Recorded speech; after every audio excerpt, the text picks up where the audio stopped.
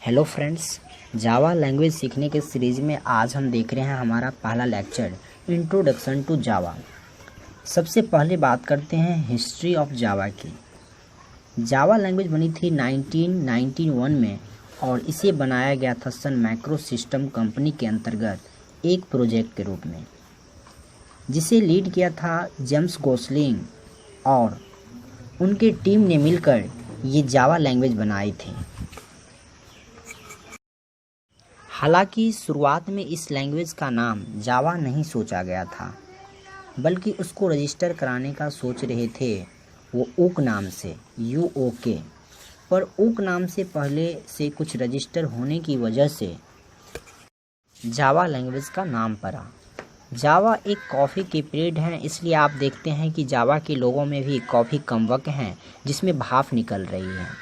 तो ये एक्चुअल में कॉफ़ी की एक ब्रीड है। सन मैक्रो सिस्टम कंपनी बनी थी 1982 में और इस कंपनी को बनाने के लिए 4 लोगों ने मिलकर स्टार्टिंग करी थी। इन 4 लोगों में से एक व्यक्ति है Vinod Khosla, is an Indian और IT दिल्ली से पास आउट हैं। इसके बाद इन्होंने स्टैनफोर्ड यूनिवर्सिटी से अपना मैनेजमेंट का कोर्स कंप्लीट किया था। इन चारों ने मिलकर 1982 में जब ये कंपनी स्टार्ट की तो पहली क्वार्टर से ही प्रॉफिट शो होने लगा था। हालांकि विनोद खोसला ने 2 साल बाद ही इस कंपनी को छोड़ दिया था। आगे चल के इस कंपनी में ही जावा लैंग्वेज का जन्म हुआ। जावा लैंग्वेज शुरुआत में एक प्रॉब्लम का सॉल्यूशन के रूप में डेवलप की गई थी। सन मैक्रो सिस्टम कंपनी अप्लायंसेस के लिए सॉफ्टवेयर बनाती थी। अलग अलग तरह की डिवाइस के लिए सॉफ्टवेयर बनाने के लिए उन्हें अलग अलग कोडिंग करनी पड़ती थी, चाहे फिलॉसफिकली वो एक ही काम क्यों न कर रहे हो। तो एक ही काम करने वाला प्रोग्राम सॉफ्टवेयर अगर उन्हें अलग अलग प्लेटफॉर्म पे चलाना होता था तो ये पॉसिबल नहीं हो पाता था। उन्हें अलग अलग प्रोग्राम लिखने होते थे, क्योंकि इससे पहले तक वो C++ लैंग्वेज में प्रोग्रामिंग करते थे। लेकिन लेटर ऑन इन्होंने रियलाइज़ किया इस एफर्ट्स को रिड्यूस किया जा सकता है यदि वो एक ऐसा लैंग्वेज बना ले जो प्लेटफॉर्म इंडिपेंडेंट लैंग्वेज हो, यानी मैं एक सॉफ्टवेयर बनाऊँ और किसी भी प्लेटफॉर्म पे रन करा सकूँ। प्लेटफॉर्म क्या होता है? प्लेटफॉर्म वो इन्वायरमेंट्स जिस पे कोई सॉफ्टवेयर रन करता है। फॉर एग्जांपल, हमारे कंप्यूटर में जो हम सॉफ्टवेयर रन कराते हैं वो इसलिए रन करा पाते हैं क्योंकि हमारे कंप्यूटर में एक सॉफ्टवेयर है, ऑपरेटिंग सिस्टम। ये ऑपरेटिंग सिस्टम एक प्लेटफॉर्म का काम करता है उन सभी सॉफ्टवेयर के लिए जो हम अपने कंप्यूटर पर रन करवाते हैं। तो बिना ऑपरेटिंग सिस्टम की सहायता से कोई भी प्रोग्राम हम अपने कंप्यूटर पे रन नहीं करा पाते। तो कोई भी प्रोग्राम अलग अलग ऑपरेटिंग सिस्टम पे चल जाए तो उसे प्लेटफॉर्म इंडिपेंडेंट सॉफ्टवेयर बोलेंगे।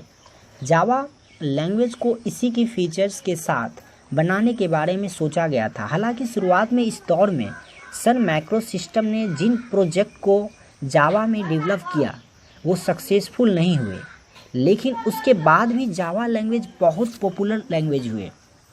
उसका शायद रीज़न ये रहा होगा कि एक ही इंटरनेशनल कॉन्फ्रेंस में जब जावा को शोकेस किया गया तो जावा की खूबियों को बताया गया, तो इंटरनेशनल इंटरनेट कम्युनिटी ने ये रियलाइज़ किया कि जिस तरह की लैंग्वेज वो हमेशा से चाहते थे वो सारे फीचर्स इस जावा लैंग्वेज में हैं। तो जावा लैंग्वेज इतनी पॉपुलर उसके मार्केटिंग की वजह से नहीं हुई, बल्कि इस तरह की लैंग्वेज की खासी ज़रूरत इंटरनेट कम्युनिटी को थी। ऑरेकल कंपनी ने सन 2010 में सन मैक्रो सिस्टम को एक्वायर कर लिया। इसीलिए आज हम कहते हैं कि जावा ऑरेकल का प्रोडक्ट है। जावा का एक श्लोक है, जावा इज़ एवरीवेयर। ये श्लोक बहुत ही बढ़िया भी हैं और मार्केटिंग के लिहाज से भी, और ये सच भी हैं। क्यों सच हैं? क्योंकि हम अपने आसपास बहुत सारे चीज़ें देखते हैं जिसमें जावा का प्रोग्राम रन कर रहे हैं। फॉर एग्जांपल, हम मोबाइल यूज़ करते हैं और ज़्यादातर मोबाइल में जावा के प्रोग्राम वर्क करते हैं। आजकल हम एंड्रॉयड फ़ोन यूज़ करते हैं, उसमें भी जावा के प्रोग्राम रन करते हैं। या हम इंटरनेट एक्सेस करते हैं, मनी ट्रांजैक्शन से रिलेटेड कोई काम करते हैं, तो डेफिनेटली वो जावा बेस्ड प्रोग्राम ही बिहाइंड द सीन चल रहा होता है। तो जावा का प्रोग्राम क्लाइंट मशीन पे भी चलता है, जावा का प्रोग्राम सर्वर मशीन पे भी चलता है, जावा का प्रोग्राम मोबाइल पे भी चलता है, स्मार्टफोन में भी चलता है, क्लाउड पे भी चलता है, यानी जावा इज़ एवरीवेयर। तो हम जो कोर्स यहाँ पर अभी पढ़ रहे हैं जावा में उसे हम बोलते हैं कोर जावा। यानी आपको जावा की डिफरेंट फ्लेवर्स भले ही सीखने हो, जैसे मोबाइल के लिए आपका जावा सीखना है, आपको जावा सीखना है, या सर्वर के प्रोग्रामिंग के लिए जावा सीखना है, तो आपको अलग अलग लाइब्रेरी पढ़नी होगी, अलग अलग चीज़ें पढ़नी होगी जावा में।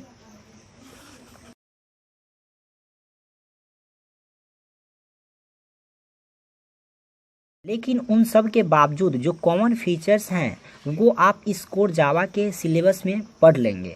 तो हम लोग इस सिलेबस में पढ़ने वाले हैं वो सारे फीचर्स आप जावा के हर डोमेन प्रोग्रामिंग में देखने वाले हैं।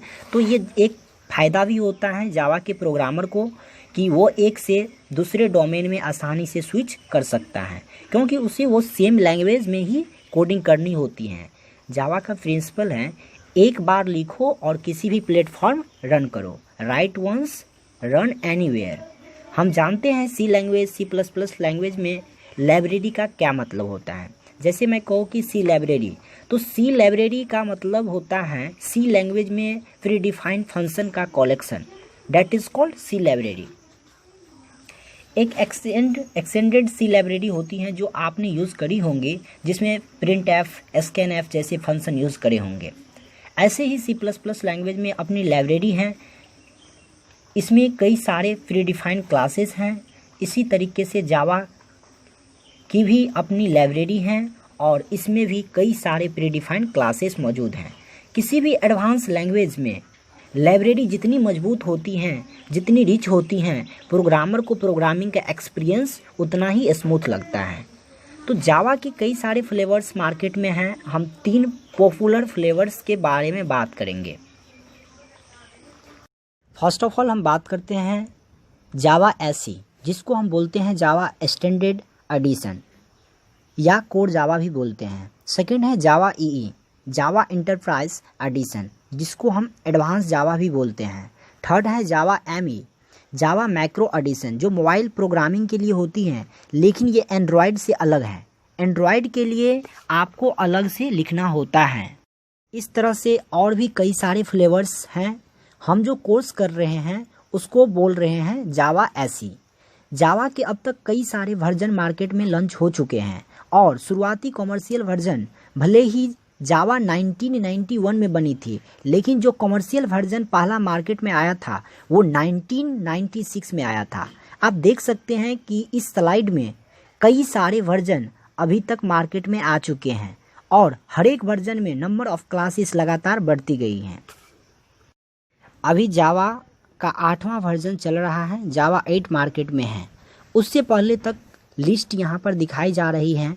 जावा 7 में लगभग 4000 यानी 4000 प्री डिफाइंड क्लासेस स्टैंडर्ड जावा लाइब्रेरी में आपको प्रोवाइड की जाती हैं। इसका मतलब हमारे पास लगभग हर तरह का काम करने के लिए कोई ना कोई प्री डिफाइंड क्लासेस हैं और उसके अंदर मौजूद बहुत सारे फंक्शन हैं जिनका इस्तेमाल करके जो भी काम हमको करना होता है हम कर सकते हैं।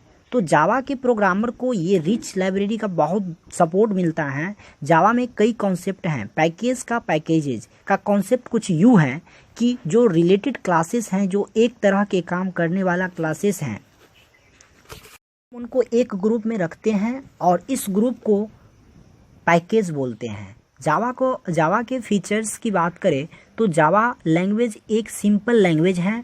जावा एक ऑब्जेक्ट ओरिएंटेड लैंग्वेज है, जैसे कि सी प्लस प्लस पढ़ी, लेकिन जावा लगभग 100% ऑब्जेक्ट ओरिएंटेड लैंग्वेज है। यानी आपको यहाँ उप्स के प्रिंसिपल को अच्छी तरीके से इम्प्लीमेंट करना होगा। जावा एक डिस्ट्रीब्यूटेड लैंग्वेज है। इसमें जावा का प्रोग्राम एक से ज़्यादा मशीन पे भी रन कर सकता है। जावा का ऑब्जेक्ट हम एक मशीन से दूसरे मशीन पे डिस्ट्रीब्यूट कर सकते हैं। ऑनलाइन हम जावा एप्लीकेशन रन कर सकते हैं। जावा इंटरनेट लैंग्वेज है रदर दैन कंपाइल लैंग्वेज। जावा का प्रोग्राम इंटरनेट इंटरप्रीटर के द्वारा रन होता है। जावा एक रोबियस लैंग्वेज है जिसका मतलब ये होता है कि फॉल्ट टॉलरेंस का पिक्चर देती है। यानी जावा अपने प्रोग्राम हर तरह की सिचुएशन को हैंडल करने के लिए बना लेता है। जावा एक सिक्योर लैंग्वेज है, इसलिए जो भी मनी ट्रांजैक्शन से रिलेटेड काम होते हैं वो जनरली जावा एप्लीकेशन के द्वारा कराए जाते हैं। जावा में ऐसे बहुत सारे फीचर्स हैं जिनके कारण हम जावा को एक सिक्योर लैंग्वेज बोलते हैं, जिसका एक उदाहरण मैं एक दो दे सकता हूं। जैसे सी लैंग्वेज हमारे पास ट्रेडिशनल स्टाइल के पॉइंट्स हैं और पॉइंटर के द्वारा किसी भी मेमोरी लोकेशन को फाइंड कर सकता है और उसका एक्सेस कर सकता है, उसमें डेटा चेंज भी कर सकता है। लेकिन जावा में उस तरह के पॉइंट्स नहीं हैं। जावा में रेफरेंस वेरिएबल का कॉन्सेप्ट है जो इंटरनली पॉइंटर होता है, लेकिन ट्रेडिशनल पॉइंट के द्वारा इस तरह से उसमें इतना फ्रीडम नहीं होता कि किसी भी मेमोरी लोकेशन को, इनवैलिड मेमोरी लोकेशन को फाइंड कर सके। यानी यहाँ पर इनवैलिड मेमोरी लोकेशन यानी जो भी मेमोरी लोकेशन का प्रोग्राम को रिजर्व नहीं हुई उसको एक्सेस करना पॉसिबल नहीं होता है। इसके अलावा जावा में जब ऑनलाइन एप्लीकेशन चलाई जाती हैं तो जावा में डेटा को इनक्रिप्ट करके एक मशीन से दूसरे मशीन में भेजा जाता है। जावा में ऐसे बहुत सारे फीचर्स हैं जिसके कारण हम बोलते हैं Java is more secure than any other language. Java is more secure than any other language. Java एक पोर्टेबल लैंग्वेज है। हम इस जावा को किसी भी मशीन पे किसी भी तरह से ऑपरेटिंग सिस्टम पे रन करा सकते हैं। जावा मल्टी थ्रेडेड है। ये थ्रेडेड का जो कॉन्सेप्ट है ये C++ में हमने नहीं देखा होगा, लेकिन जावा लैंग्वेज में ये थ्रेडेड का कॉन्सेप्ट होता है। थ्रेडेड का कॉन्सेप्ट क्या है? जिस तरीके से एक ऑपरेटिंग सिस्टम बहुत सारे प्रोग्राम्स को एक साथ रन करवाता है, जो भी एक तरह का इल्यूजन है, क्योंकि हमारे कंप्यूटर में एक ही प्रोसेसर है तो बहुत सारे प्रोग्राम्स एक साथ कैसे एग्जीक्यूट हो सकता है। लेकिन ऑपरेटिंग सिस्टम सभी प्रोसेस को जो एक साथ रन कर रही हैं एक्चुअल में क्यू में खड़ा करता है और बारी बारी से थोड़ा थोड़ा टाइम प्रोसेसर को इन प्रोसेस को देता जाता है। लेकिन ये सब इतनी फास्ट होता है कि हमें ऐसे लगता है कि प्रोग्राम एक साथ रन हो रही हैं। हम कह सकते हैं कि ऑपरेटिंग सिस्टम में एक एक प्रोग्राम को एक थ्रेड प्रोवाइड किया हुआ है, जो थ्रेड जो प्रोसेसर को कनेक्ट करता है और प्रोसेसर के साथ, ताकि उसका एग्जीक्यूशन हो सके। इसी तरह से कुछ कॉन्सेप्ट हम जावा के प्रोग्राम के अंदर ला सकते हैं। यानी जावा में हम दो कोड ऐसे लिखे जो पैरेलली रन करा सकते हैं, दो ऐसे एक्टिविटीज जो एक दूसरे पे डिपेंडेंट नहीं कर रही हैं, यानी कोई भी पहले कंप्लीट हो जाए कोई फ़र्क नहीं पड़ता।